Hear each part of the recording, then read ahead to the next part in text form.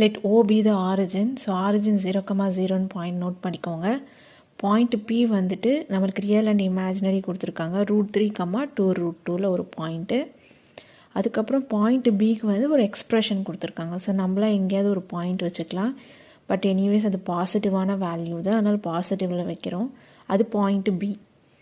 இப்போ நம்ம கொடுத்துருக்கிற இன்ஃபர்மேஷன்ஸ் எல்லாத்தையும் மார்க் பண்ணலாம். Argument Z2 is equal to argument of Z1 plus π/6ன்னு கொடுத்துருக்காங்க. ஸோ ஆர்குமெண்ட் ஆஃப் Z1ம் π/6ம் சேர்ந்தது தான் Z2ன்னு போட்டிருக்காங்க. ஸோ ஆப்வியஸாக நம்மளுக்கு ஆரிஜினோட ஆங்கிள் தான் வந்துட்டு π/6.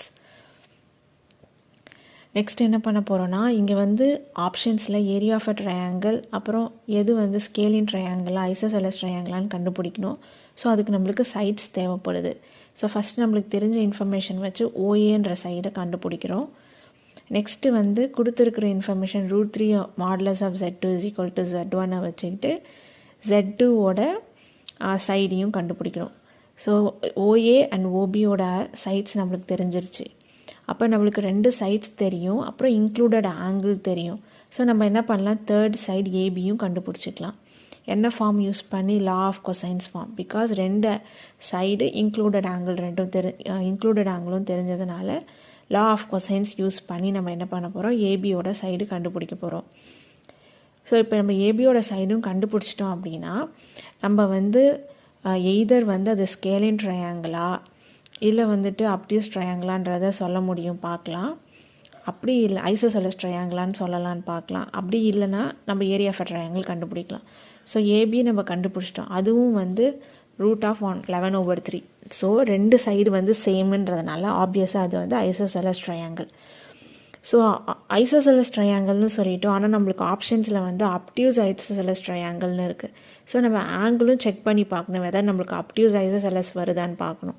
அப்டியூஸ் வந்துச்சுன்னா ஆப்வியஸாக ஆப்ஷன் சின்னு நம்ம சூஸ் பண்ணிடலாம். ஏரியா ஆஃப் அ ட்ரையாங்கிள் கண்டுபிடிக்க தேவையில்ல. ஸோ நம்மளுக்கு π/6 இருக்குது. ஸோ நீங்கள் பார்த்தீங்கன்னா 2 சைடு ஈக்குவல், அப்போனா 2 ஆங்கிள் அதோட ஆப்போசிட் ஆங்கிள்ஸுமே சேமாக தான் இருக்கும்.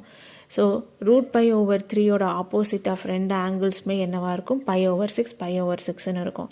ஸோ 2 ஆங்கிள் π/6னா அப்போ தேர்ட் ஆங்கிள் என்னது, π-, அதாவது என்னென்னா ஆங்கிள் ஆஃப் அ ட்ரையாங்கிள் வந்து சம் ஆஃப் அன் ஆங்கிள் 180 இருக்கணும். ஸோ 30 இருக்குது.